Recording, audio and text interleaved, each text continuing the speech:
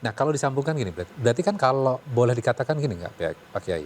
Berarti orang yang tadi Pak Kiai ceritakan sudah mendapatkan huda atau Iya, petunjuk. iya. Makanya kan gini, kadang-kadang kan kita dalam itu kan entry point ya. Iya, entry point. Kemudian kita yang sebagai orang sudah berislam lama, Nah. bahkan lahir aja sudah diazanin. Iya. Nah, kita kan dalam surat Al-Fatihah dan selalu kita ada doa tuh. Ihdinas siratal mustaqim. Iya. Berikan petunjuk kan. Yang kita mintakan kan petunjuk gitu Pak Kiai. Nah setelah misalnya kita sudah mendapatkan keimanan, keyakinan, apa sebenarnya petunjuk berikutnya itu apa sebenarnya yang kita minta di dalam kayak surat Al-Fatihah itu? Oh ya, kekuatan bertambahnya iman. Semakin bertambahnya kebenaran yang ada kita yakini. Itu juga sebuah hidayah, itu namanya ziyadatul hidayah, tambahnya hidayah. Ihdinas siratal mustaqim. Dan itu harus dibaca minimal dalam sholat. Itu kan rutinitas supaya kita menambahkan iman. Keharusan syariat lah, keharusan syar'i. Keharusan syar'i. Akidah udah mantap, saya udah mantap, Allah satu, Allah sudah mantap. Tapi kewajiban syar'i, kita sholat harus baca ihdinas siratal mustaqim. Ini jadi hal yang paling penting nih, akidah hal yang paling penting. Paling penting ya. Tapi kan kalau bicara soal perkembangan zaman, pengaruh dan lain sebagainya, ada nggak di Quran misalnya dijelaskan atau di hadis, akidah tuh hati-hati loh, harus dijaga, kalau nggak bisa hilang. Keyakinan akan agama seseorang bisa hilang. Tapi akidah itu harus dijaga oleh orang tersebut. Iya, ada banyak. Dalam Al-Quran banyak. Hadis juga banyak. Wanti-wanti tentang itu. Jaddidu imanakum bila ilaha illallah. Kata Rasulullah pesannya. Perbaharulah, selalu perbaharuilah iman kamu. Dengan membaca la ilaha illallah. Afdalu maqalan bin nabiyun min qabli la ilaha illallah. Sebaik-baik zikir yang diucapkan oleh para nabi-nabi sebelumku, kata Nabi Muhammad, adalah la ilaha illallah. Takwa atau apa namanya, menjaga iman kamu. Yang paling penting itu, yang paling penting. Ittaqullah, bertakwa kepada Allah, menjaga iman kamu. Takwa dari kata wiqayah, menjaga. Jadi terjemahkan takut, salah. Bukan takut takwa itu, menjaga iman kamu, menjaga perilakumu, menjaga dirimu. Bahkan disebutkan dengan mengucapkan kalimat tauhid la ilaha illallah, maka bisa bertambah imannya dan zikir terbaik. Tapi harus dengan hati yang keyakinan hati, apa namanya, dengan penghayatan. Karena kita dari Allah tapi hatinya ke mall. Oke, Pak Kiai kan bulan Ramadan ini kan bulannya tadarus Al-Quran ya. Nah, kemudian kalau kita baca ya, di dalam Al-Quran itu diceritakan tentang Nabi Ibrahim, kemudian banyak Nabi Sulaiman, dan masing-masing itu gitu ya. Kalau kita lihat fundamental dasarnya itu adalah mengajak kepada tauhid, menyembah Allah. Berarti semua ajaran Nabi itu benang merahnya itu ya? Iya. Inna ad-dina 'indallahi Islam. Pokok dari agama adalah menyerah pada Allah. Islam menyerah di situ. Jadi kalau misalnya ada orang gitu ya, saya berserah kepada Tuhan, itu sebenarnya sudah Muslim. Sudah Islam. Lugotan itu apa? Apa itu? Secara epistemologi, secara bahasa. Apa namanya bahasa itu apa? Etimologis. Iya. Secara bahasa. Kalau secara akidah ya harus yakin dong. Harus yakin. Makanya kita ini kan harus mendalami la ilaha illallah. Itu tadi yang saya terangkan tadi. Kita ini siapa? Harus tahu. Apakah kalau bicara saja lalu kemudian kita sudah berserah tanpa keyakinan itu bisa? Namanya Islam, belum beriman. Dulu ada orang Arab Badui mengatakan qalatil a'rabu amanna. Muhammad, kami telah beriman. Katakan Muhammad kepada mereka, qul lam tu'minu walakin qulu aslamna walam yadkhul imanu fi qulubikum. Jawab Muhammad, mereka belum beriman tuh, baru Islam, baru menyerah, zahirnya, lahirnya. Imannya belum masuk dalam hati mereka. Gitu. Jadi iman sama Islam berbeda? Orang munafik. Yang munafik ini. Jangan-jangan di antara kita banyak orang munafik. Itu masalahnya. Ya kita nggak usah nebak-nebak orang, tapi jangan-jangan di antara kita juga banyak orang munafik. Oke, Pak Kiai, saya ada pertanyaan gini.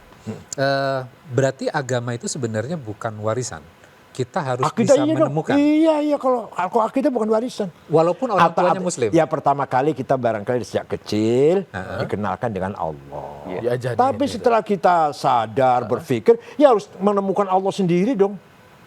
Ya, berarti kalau ngelihat dihubungkan dengan ajaran nabi-nabi itu, berarti setiap orang itu fitrahnya atau wajib menemukan tentang ketuhanan, kemudian dia mengatakan la ilaha illallah itu. Iya. Jadi memang harus mencari. Setelah dewasa ya. Setelah dewasa. Pertama kita ikut orang tua. Ya. Orang tua ngajari kita Allah atau la ilaha illallah atau zikir. Belum sadar apa itu sejak kecil sudah masya Allah, insya Allah, subhanallah itu sudah biasa dari kecil dari orang tua kita. Setelah dewasa, apalagi bagi yang jurusannya usuluddin seperti saya, jurusan saya usuluddin namanya fakultasnya itu, ya semakin menemukan tauhid, menemukan kebenaran tauhid. Nah, oke, kalau misalnya seperti Pak Kiai kan enak untuk menemukannya. Nah, misalnya jurusan komputer, jurusan sosial gitu loh, jurusan bahasa. Gimana orang itu menemukan keyakinan la ilaha illallah? Hidayah dari berbagai pintu bisa masuk, tidak hanya dari usuluddin. Berarti nggak harus di jurusan agama? Iya dong. Seorang dokter yang bisa. Ini penting, Pak Kiai. Iya. Hidayah dari pintu manapun bisa masuk. Bisa masuk. Tapi yang milih itu Allah. Iya. Nggak bisa selain Allah. Nggak bisa selain Allah. Kita nggak punya entry atau usaha supaya kemudian bisa. Ikhtiar namanya. Ikhtiar. Adapun menjawab tidak atau tidak itu Allah. Innallaha yahdi may yasha wa yudhillu may yasha. Allah memberi petunjuk pada siapa yang Ia kehendaki, menyesatkan siapa yang Ia kehendaki. Innaka la tahdi man ahbabta walakin Allah yahdi may yasha.